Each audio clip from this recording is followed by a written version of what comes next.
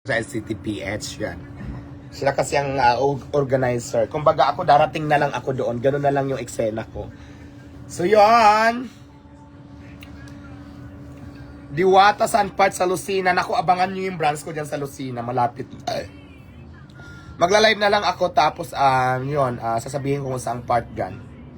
Basta malapit na tayo magka-branch dyan. Inaayos na po.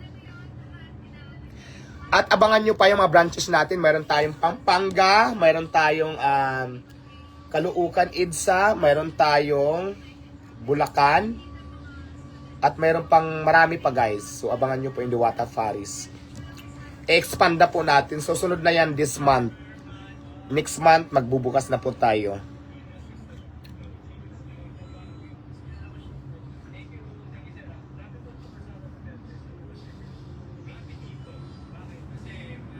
Maraming salamat po sa mga nagbibigay ng stars.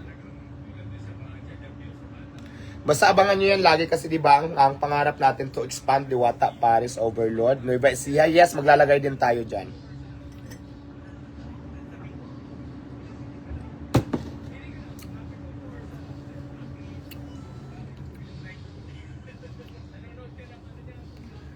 Maraming salamat sa mga supporters natin. Thank you so much sa lahat ng mga taong nag-abang at nanonood ng ating live ngayon. God bless po sa inyong lahat. So, basta, abang-abang na lang po kung saan po tayo magbubukas. Marami na pong inaayos na mga franchising na magbubukas na. Pero syempre, lagi po tayo bibisita doon.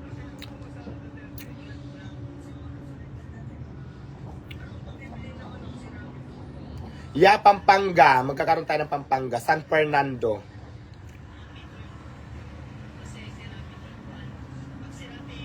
Yeah, Batangas. Maglalagay tayo dyan.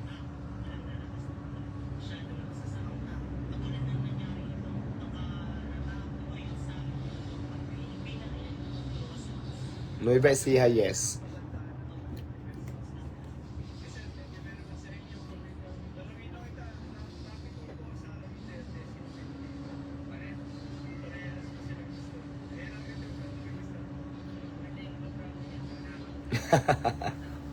Nagbabasa ako ng comments kaya parang tulali ako. Binabasa ko yung mga comments, ang dami nagko-comments kaya ang bilis gumano no.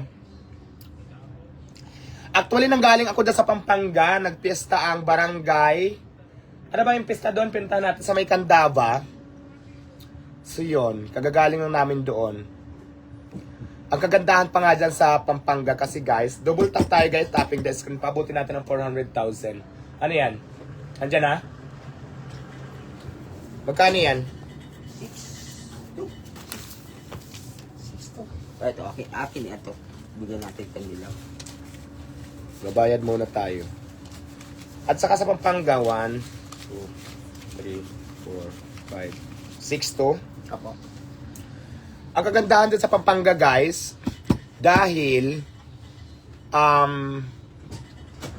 nagkaroon dyan ng competition yung mga lutong Pampanga lahat. Ako yung nag-judge. Tinikman ko lahat talaga. So, ang sasarap ng fiesta dyan, may event silang ganun. So, shout out sa Candaba, Pampanga. Barangay ano yon?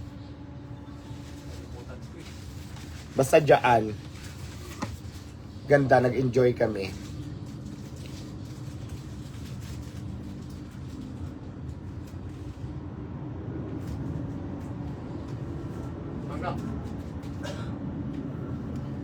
Ayan guys, maraming salamat guys sa mga